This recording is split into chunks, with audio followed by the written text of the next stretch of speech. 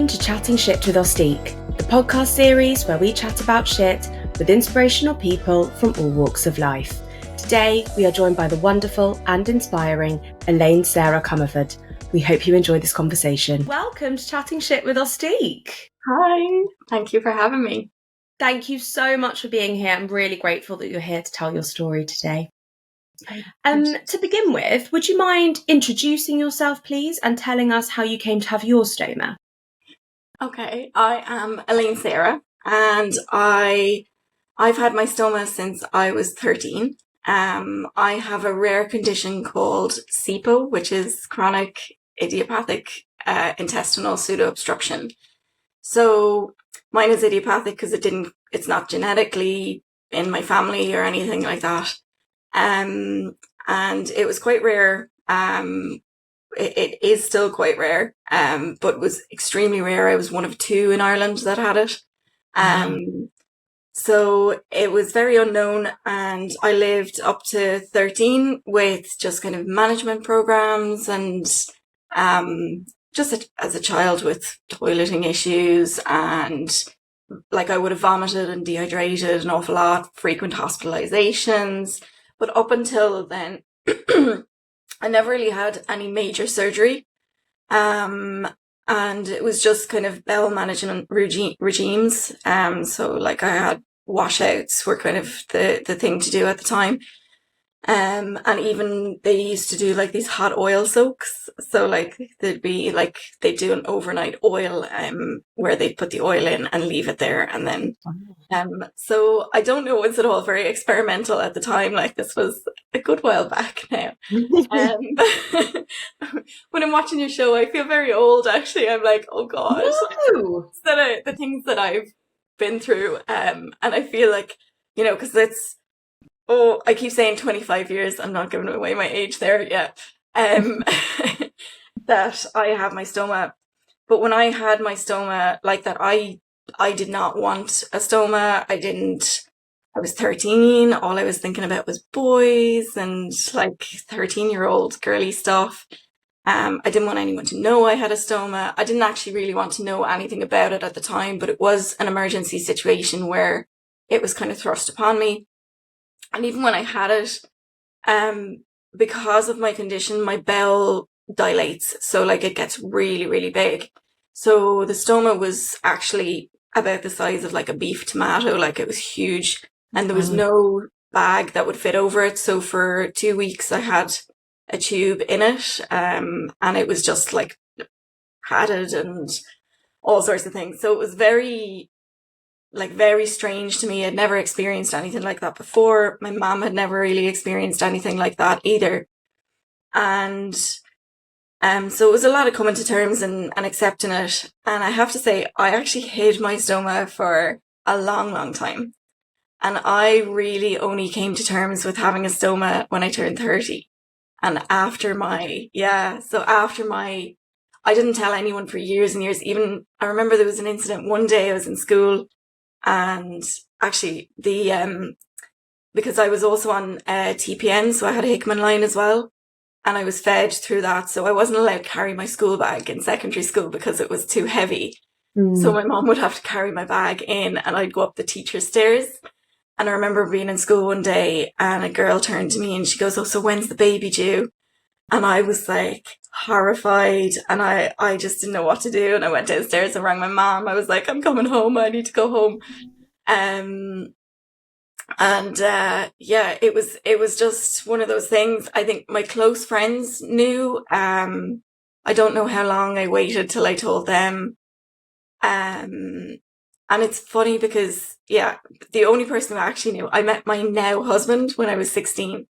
And he was probably the first kind of telling, okay, how are we going to navigate this?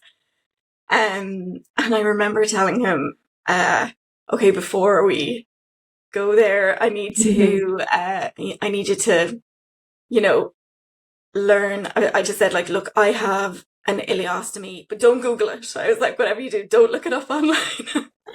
I'll just tell you it. And my way of explaining it to him was terrible. I was like, I had a surgery and they couldn't, like, so they don't close up the area that you have the surgery in, so there's a bag on it.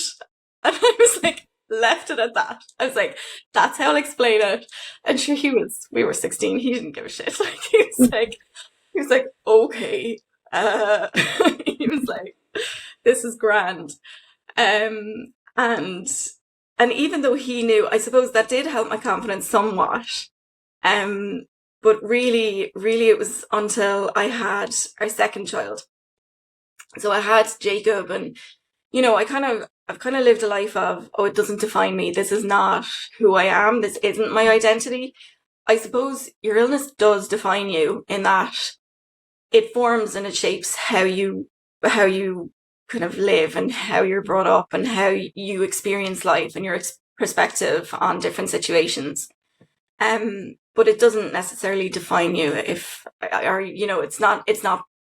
doesn't have to be part of your identity. And I kind of lived like that. Like I was very much like, jewelry is my identity. So I make jewelry and that kind of thing. Mm-hmm. So that's what I went into, and I was like, that's who I am. So it was, I had Jacob and all was okay. Pregnancy went okay. Weirdly, I kind of went into remission. I was doing really well during that pregnancy. And up until the end, now I had my OBGYN and my gynae or my GI kind of worked together on my first pregnancy, and that was great. So up to kind of 35 weeks, they knew I was coming towards the end of because I'm limited for space inside. Yeah. So it was like, okay, she's not going to be able to carry to full term. We'll go as long as we can. And I had said to my gynae, I had said, look, I will always push myself too far. That's just who I am. I push myself to the brink. So when I come to you and I say I'm done, it doesn't mean I can wait another week. It means I'm done. Yeah. So he was delivered by section at 35 and a half weeks, I think it was. 35 and a half, nearly 36 weeks. But he hadn't developed his suck, so he went to neonates and he was there for a little while. And he was delivered by section. Mm. And my womb didn't contract. So they don't know if that's part of my condition. They reckon it probably is, because with pseudo-obstruction, what it is that the nerves and the muscles don't contract. They don't respond together. So you've no peristalsis to move your bowel along. So what happens is the gut freezes and then the bacteria grows. So I also have the small intestine bacterial overgrowth, and that then causes like gas and mass distension and all this sort of thing. And then it all kicks off the cycle of vomiting and dehydration. And you dehydrate as well, sorry. From third spacing.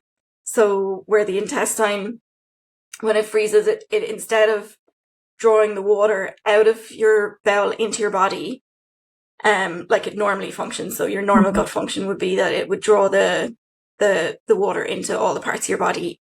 Your intestine, in my condition, goes the opposite way, and it starts sucking all the water from your body into your intestine. So you can dehydrate without having ever vomited or lost fluids or anything like that. What do you do how do you know that's happening? And then also, what do you do to circumvent that? There's not an awful lot I can do. When it's happening, I suppose, you can kind of feel almost like a numbness. It's a kind of a strange sensation. Usually there's like hiccups. Like now in retrospect, I recognize that there are small little signs. So there's like hiccups a couple of days beforehand, kind of uncontrollable kind of hiccups, or gassy burps, or just a feeling of kind of numbness in your stomach, just sluggishness, not feeling great. And then it kind of happens. And the thing is though, with this condition, it happens very quickly when it happens. So if you're third spacing and all that, it'll happen within a couple of hours and you'll be vomiting like within a couple of hours. So my days would have, day to day, hour to hour, would have been different, like varied and unpredictable. So it's a strange kind of condition. But it is actually managed with just antibiotics. So yeah, it's gas. No pun intended. But literally the buildup of gas kind of it's like a chicken and egg situation. It's like do the nerves freeze first and then that causes the bacterial overgrowth, or does the bacterial overgrowth happen first and then that causes the nerves to freeze? So yeah, I manage it. A lot of people manage it with like Rifaximin, or there's a few different kind of ones. But just Augmentin works for me, and Cipro, I take Cipro as well. So I'm on antibiotics all the time for it. And a thing called Zoton as well. And that dries up any secretions from my stomach as well. So very kind of simple little things. The other thing is that your electrolytes go off. So I would take like potassium, magnesium, those kind of things as well. And a really good multivitamin every day as well. And that kind of helps with the maintenance of the condition. And yeah, like I'm relatively well now with the condition, because like I would have been very sick, and then the stoma was kind of my fix. And then I had a good few years, like during that time, where I would have had to have put a tube in my stoma. It wasn't really working properly for me. It wasn't doing what it should do. But then that settled, and kind of from the age of 18 to 28, I was really, really healthy. Yeah, and got to live my life and have a great time. And then I had Jacob, and after I had Jacob, yeah, my womb didn't contract, and they had to go and they put the drugs in, and then it came down. But my next lot of issues didn't really start until Poppy was born. And then so I had her a few years later. I think I was about 32 when I had Poppy. I was 32. It's not that long ago. I think I was. But yeah, she came with a lot of drama. She had to come out. So it turns out I had sepsis when I had Poppy. Oh my gosh. So because of my antibiotics that I'm already on, and because of my condition, it went unnoticed for a little while, because they thought, okay, she just has urine infections, because I would get UTIs and things like that as well. So yeah, it started kind of as urine infections, and then there was like look, we can't find where the infection is. We don't know what's going on, but your temperature is too high, and it's too high for the baby. And I remember they said to Mark, I was in the hospital at the time, and they'd said to him, look, go to work. She won't be having this baby for a couple of days. Be fine. And then they rang him within a half an hour and said, okay, you need to come back now. We're going to take the baby out now. So he was like, oh my God, what's happening? And it's so funny, because we thought this was the height of like the dramatic situation for us, but the story only gets going from here. It's been a crazy, crazy 6 years. So I had sepsis, and she actually was given back to me. So she went for 20 or 48 hours of antibiotics, up in neonates, and then I got to have her, and that was fine. And I went home, and then there was a series. So I'm a little bit blurry on this because I was very much out of it. And there was a little series of bringing the baby home and then having to be brought back in an ambulance. Like, so there was this constant, like, okay, she's not actually well enough. You need to bring her back in, So the community intervention team was sent, when I was sent home, they were looking after me. And like that, they'd have to keep going, look, I can't leave you here. We have to bring you back into hospital. So for the most part, from kind of March to November, I spent that in and out, yo-yoing through hospital. Majority of the weeks were in hospital. And then it was by Poppy's christening, I couldn't go any longer. I was like, there's something not right. I'm just falling to pieces here. So I went in on the 4th of November, and I didn't come out until the end of January. Oh my goodness. And I had a major surgery then as well. So this was only the doctor, the surgeon that was operating on me had kind of said, look, I'll take on her case. Because at the time I hadn't needed a doctor for a while and mine had retired and all this sort of thing. So I was kind of a little bit fell through the cracks. But at this stage, I needed help. I was very swollen. My stoma wasn't working. I couldn't get a tube in. I knew something wasn't right kind of at that site. And eventually they realized that my intestine had twisted around the area where the stoma is. Oh. So what they reckoned happened was when I had my last section, the womb didn't contract again, but this time it didn't contract with the drugs either. So he had to manually oversew the womb and pull it down. And we reckon there was like adhesions to part of the bowel. And when it was pulled down, it twisted or scarfed, and kind of moved. Because I suppose like our intestines are just like a bowl of spaghettis. Like if you move one piece, they all move. Like, it goes all over the place. So so that was found anyway, and he went in to operate on it. And I was like, look, only undo the twist. That's all you're to do. Don't do anything else. I was really, really nervous. I had like given him my other doctor's numbers to call. I was like, call them, because nobody had wanted to operate on me, because when you operate on a bowel that has pseudo-obstruction, it could never work again. It freezes and it might not work. It takes a really long time. It goes into like a prolonged ileus. So I was under anesthetic and he was mid-surgery, and he rang Mark and he said, look, I want to take out the rest of her intestine. Is that okay? It's just sitting there, because it had been there. So my ileostomy originally at 13 was temporary ileostomy, a loop ileostomy. So they had left the rest there. And then because my intestine's so wafer thin, they didn't want to go back in and do anything. So it wasn't causing any trouble. So it was like, just leave it there. It's fine. So, so poor Mark and my mum were put in the position of kind of making that decision. And then, so they said, yeah, okay, look, if it's not going to cause anything extra in terms of like recovery and whatever, fine. And, he said, I only had an appointment with this doctor recently, and he said to me, he was like, I've never done that. He was like, I've never ever had to do that before. I've never called someone while in a surgery to do something without their permission. And he said, like, I'm really, really sorry. He was like, I thought I was doing you a favor. I really genuinely did.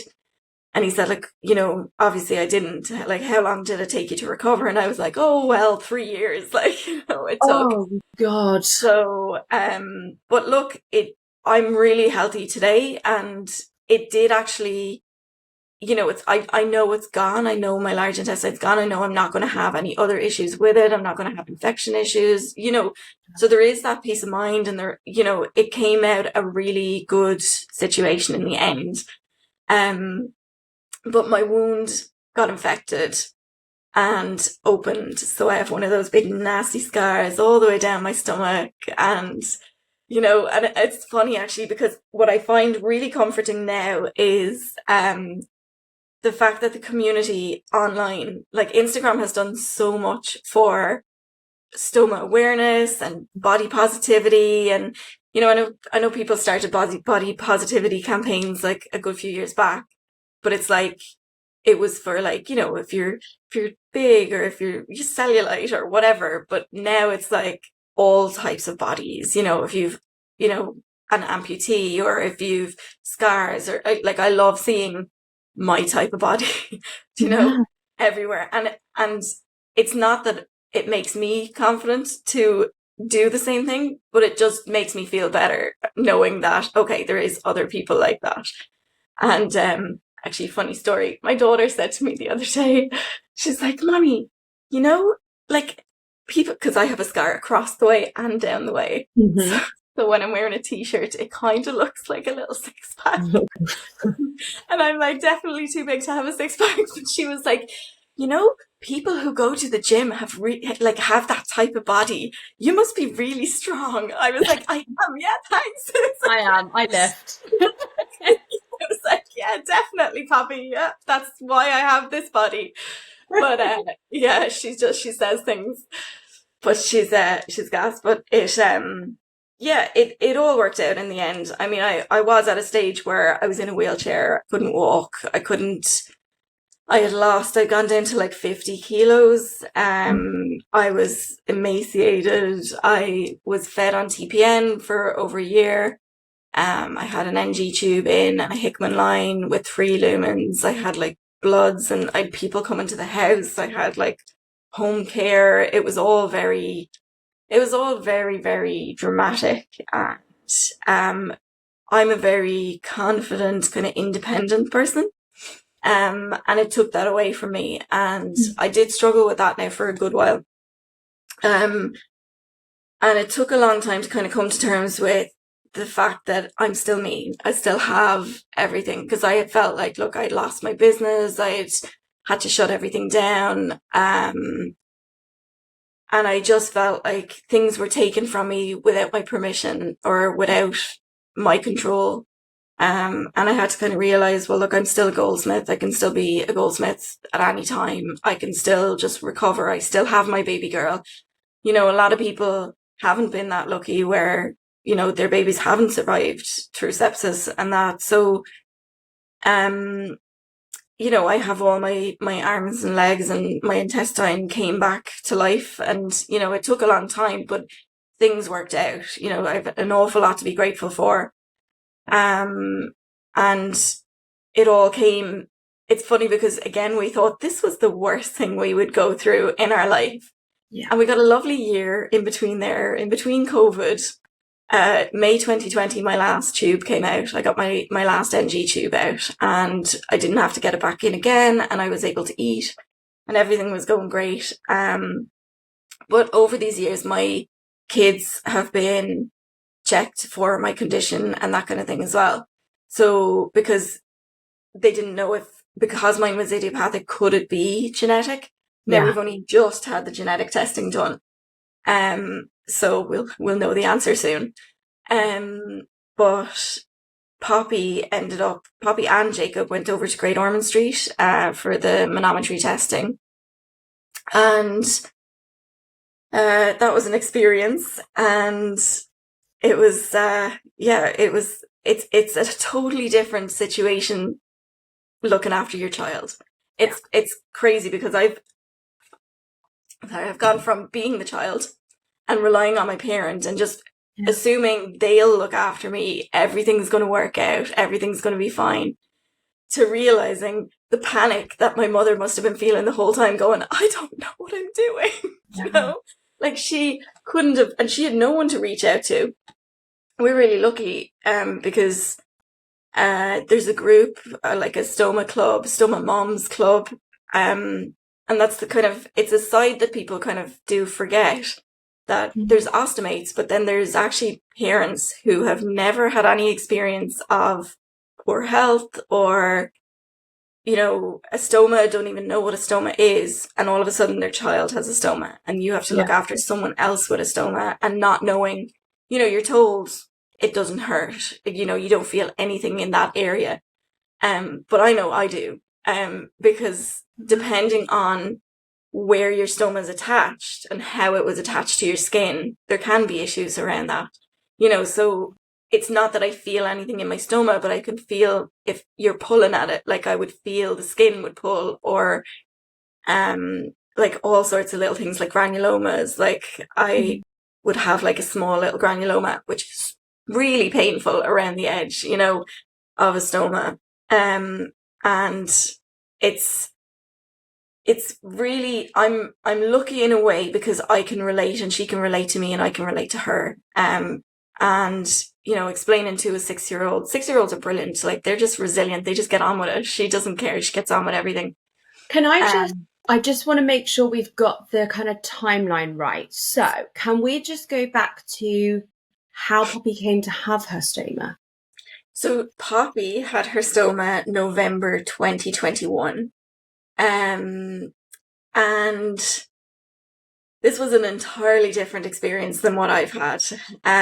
So we were told that she didn't have pseudo-obstruction and that it was just her large intestine was, just didn't work.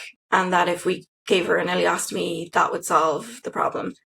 And it would give her more independence, better quality of life, going forward. And we were told that for both of our children. So Jacob and Poppy were to have the same operation. So she was to have it in November, he was to have it in January. And just to double check, what were their symptoms? Was it just really bad constipation or the opposite? What did they have? Yeah, so Poppy from 8 months, Jacob from about 6 to 8 months as well, had really bad constipation. And we were having to use microlax enemas, like small little enemas. And when we did, like, when the poo would shoot out, it would be like the whole length, you'd see like, it'd be like a big curve, it'd be the length of her leg, or it would be like the width of the girth of her leg, and she was like a chubby little baby. So it was really, really big. And she'd be on us. I remember she'd be on us and we'd kind of loosen the nappy because we'd know like it was going to come out, and she'd just be rubbing her back. And within a few minutes, she'd start tensing and squeezing, and you'd feel a big thud, and the poo would come out, and she'd just collapse on you and just fall asleep. And, we knew that wasn't right all the way along. I mean, they knew as well, and they were monitoring her. So she was on Movicol from a baby. Jacob was the same.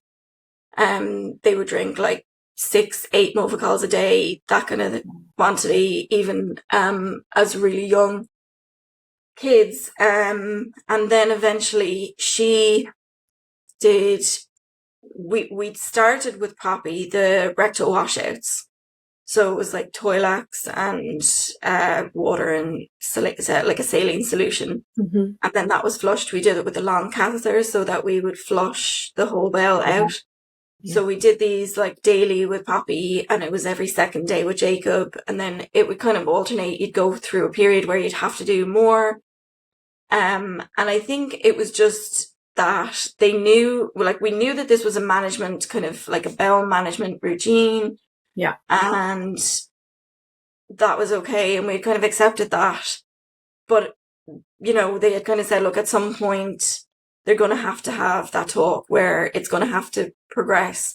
Jacob he's still not comfortable. He's 9 now. He's not comfortable doing his own washouts. So we still have to do his washouts for him. So we don't know. We're at a tricky situation with him because at some stage he's not going to want us to do it, but he also, given Poppy's experience, he does not want a stoma. So he's really, really against having a stoma now. And originally, like, they've known me my whole life with a stoma. They've not known any complications. They've seen just that's mammy. Jacob actually originally thought that just girls have stomas. Because he said it to me. He was like, no, I won't have one because only girls have stomas. I was like, no, they don't all have stomas.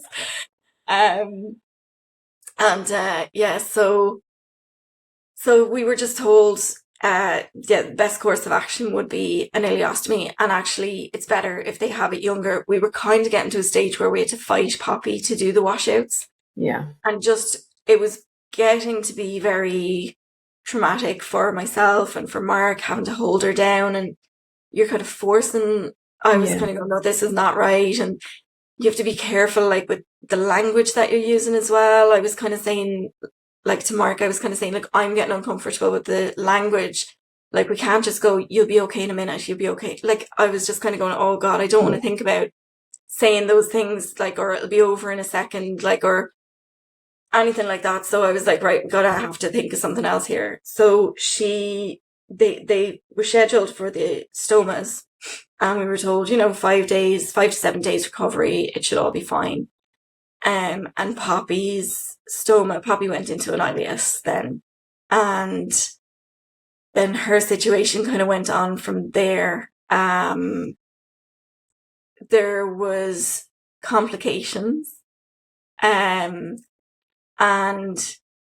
things didn't go to plan, and they didn't go right. And she ended up on TPN. She has an NG tube in to drain her stomach. She can't eat anymore. She's devastated because she can't swim. We're still trying to figure out the swimming thing for her, because we're so kind of, we kind of think, okay, look, this is temporary. We're gonna get her right at some point. Poppy had these massive prolapses. But she's ended up having 9 stoma surgeries since November 2021. Wow. So yeah, almost a year and a half, and she's had operation after operation. You know, it's been 12 trips to theatre with her. She's had PICC lines, Hickman lines, she's had an awful lot of things done to try to fix the situations. So her intestine was coming out through the ileostomy, and it was like, it looped big. It was coming out like 12 inches, and then becoming really dilated.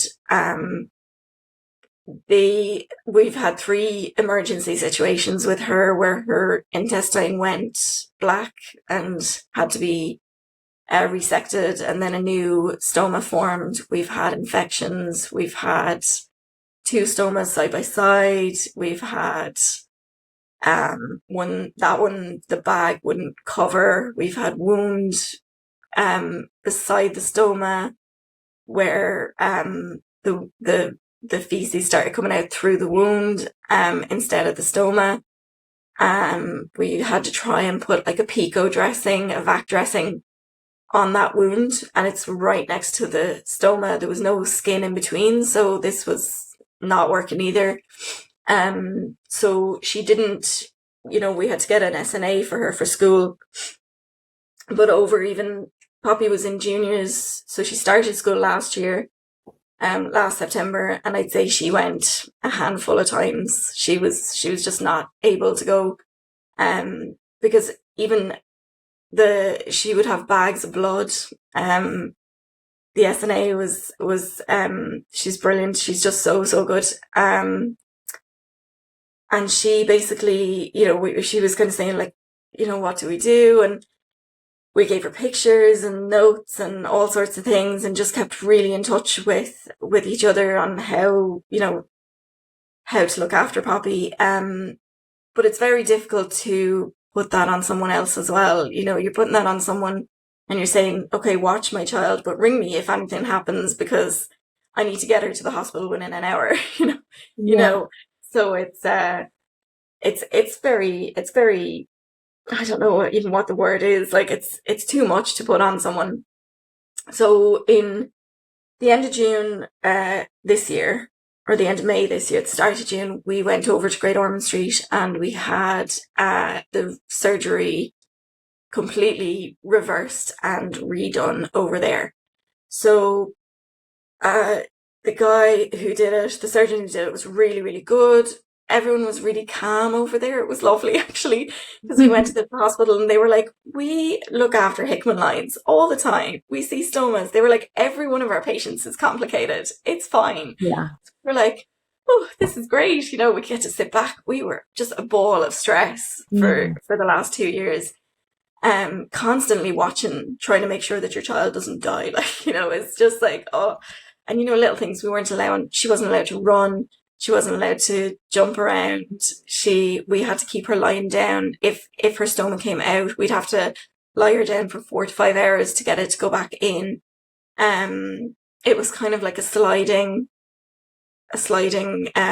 prolapse, as they call it, or intussusception. It's very rare, so they say. And she had it for such a long time.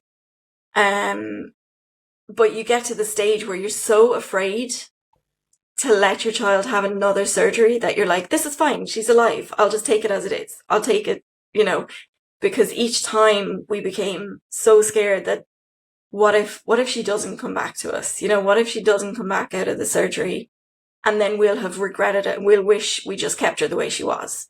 So it was really hard to go over to the UK for that surgery.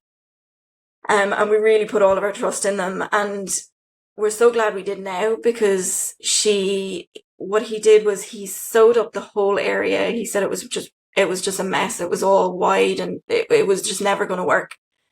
So he closed up that, and he kind of stitched her intestine in a kind of more vertical than horizontal. So instead of it going down that way, he stitched it this way, and then put the stoma over to her left side. So she has a left side ileostomy. And I'm like, touching wood, we haven't had many problems since. We've had a tiny little prolapse. And she's still on the TPN, and we do have to put a tube through her stoma. But because of the way her bowel reacts, and because of her condition, and because of everything that has gone on, she needs it slightly tighter. Like the hole that they use for the stoma to be formed needs to be tight to kind of make sure that it doesn't prolapse and that it doesn't come out. So we're pretty hopeful now that given time, it will all rest. We'll let the bowel rest, and she'll come back to kind of a good working situation. And yeah, hopefully eventually get off the TPN if she gets back on food and stuff like that. It's easy for us to be able to believe that, because it happened to me. And you've seen it. Yeah. Yeah. And because I'm able to say to her, you will be fine. It happened to me. I wasn't able to eat, and now I am. I'm fine. So it is it's great to have that kind of perspective. It is great to have that confidence of belief, But yeah, so that's our story.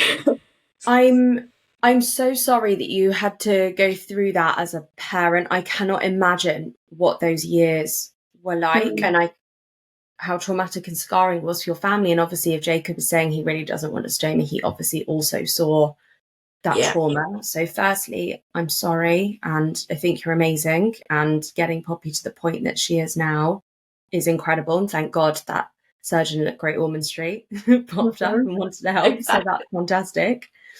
In terms of how you got through that time, because I think a lot of people unfortunately have to watch their children be very poorly for a very prolonged period of time. And I imagine it must feel very dark and bleak, and you don't know when it's going to end.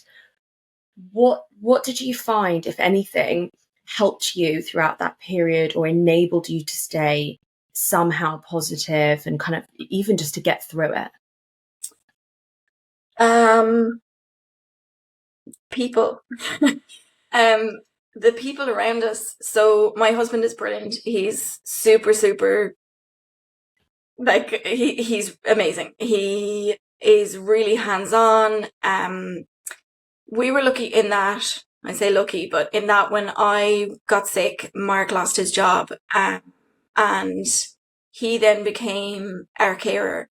So he was already at home. So I do have like full-time support from Mark, from my husband.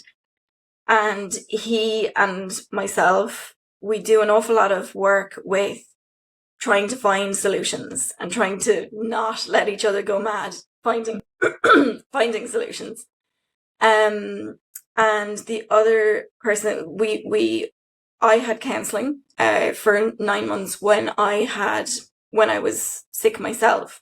Yeah. And it taught me a couple of things about, coming back into the moment. And that's what I used when I was recovering myself. I used an awful lot of those different techniques to just center myself, ground myself, bit of meditation, that kind of thing. But it didn't work. It didn't work when it was my child, because, I kept getting so frustrated and saying, how can I come back into the moment, or how can I stay in this moment when this moment is the traumatic moment? You're looking around and you're going, I'm still in the middle of the trauma. I don't know what to do for my child. The frustration was crazy. We had to fight an awful lot. I suppose I'm limited in what I can actually say in terms of the experience and how we were treated and how things happened. But what we did was we've taken the situation that we were in. We've identified all of the feelings and all of the emotions and everything that we went through. And what we did was we've created a program of support for other families like ourselves. So through, it's called chronichealthadvocate.com. And basically it's only new in that the support that we needed wasn't there. I don't know if the support services for chronic illness are there in the UK, but in Ireland, there's very little to no support services for chronic conditions and for parents of chronic conditions or families dealing with chronic conditions. An awful lot of the services are geared towards cancer patients or specific illness and management of the illness. Yeah. But what we find is a strong family unit or a strong support unit is actually what will hold you together. So living in between those moments, is what we did. Like, so when we knew we had to go to Great Ormond Street, we booked into, originally we booked into Legoland and Peppa Pig World on the weekends. And that's what the kids remember of going over for their treatment. We booked into Sea Life, and we brought Poppy off down around London, and then we saw Big Ben, and, so she has those memories. So we tried to replace the traumatic memory with a good memory, and hope that those are the ones that kind of stick with the kids. And then we really practice open communication. So between my husband and myself, allowing ourselves to have each other's opinions and emotions. I didn't want Poppy to have the surgery in the UK. I knew she had to have it, but I still was very vocal in saying, my body doesn't want her to have it. My mind doesn't want her to have it, even though I know for a fact, logically, she needs to. Yeah. And his opinion was, we need to make sure, we need to do something. She can't live like this because she's in danger. But my opinion was, I was kind of saying, if something happens to her and we made a conscious decision to put her under, I'll regret that. I won't be able to forgive myself for that. But if it happens in an emergency situation, there's nothing you can do about it.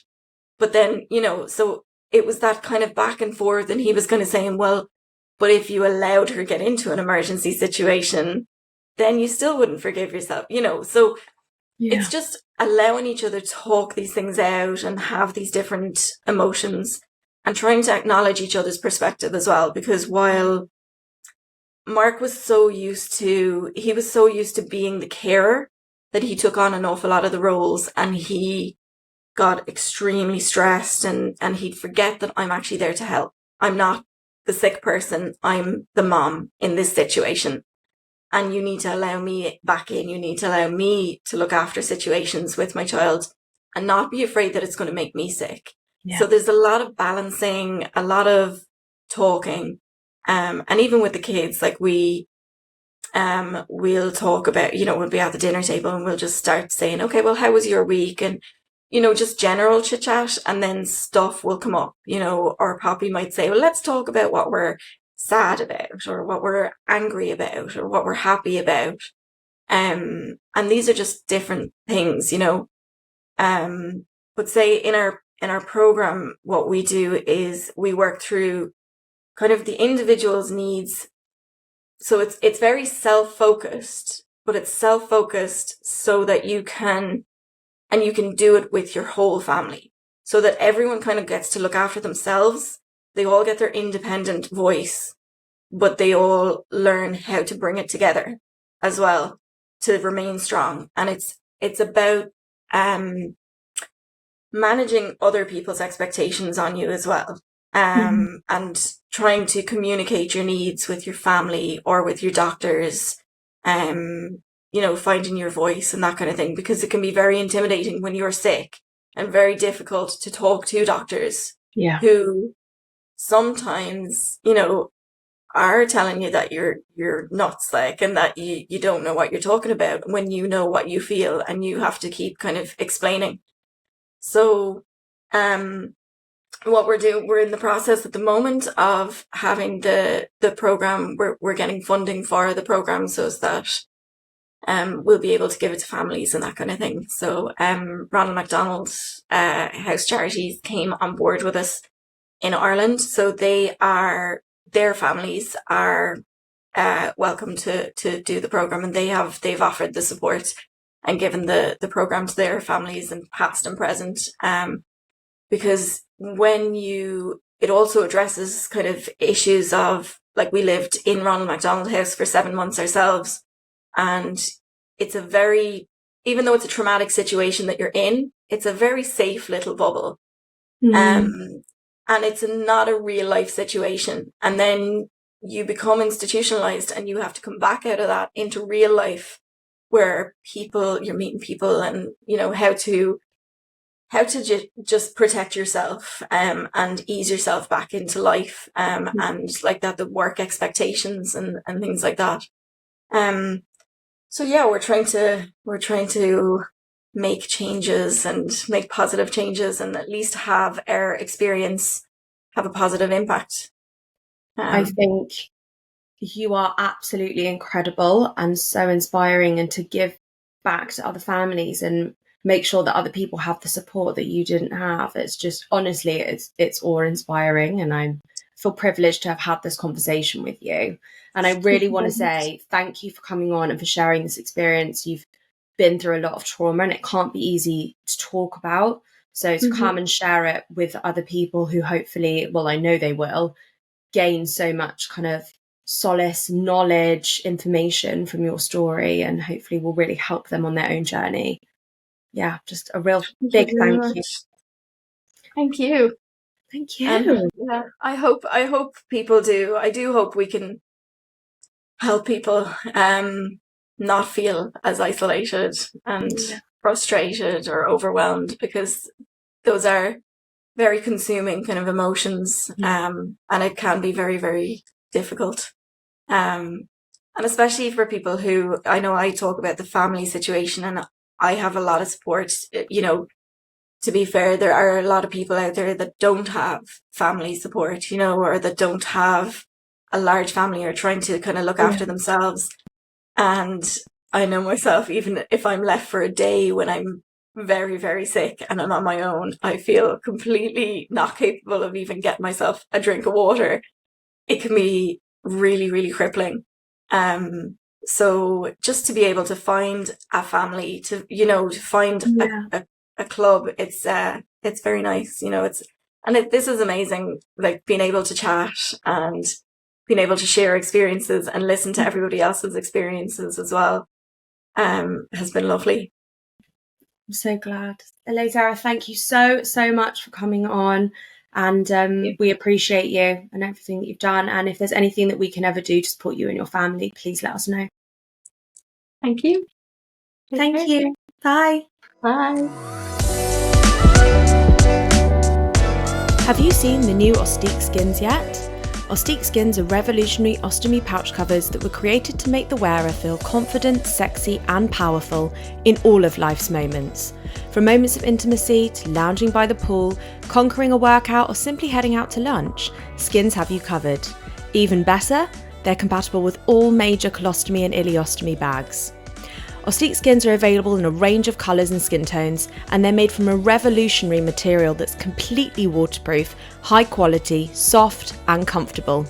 Skins are easy to use, even with reduced dexterity, and they work with both closed and drainable bags. Plus, skins are also environmentally friendly and vegan. There are 4 bundles available to buy now, and you can also purchase individual skins. Head to ostique.co.uk to find out more.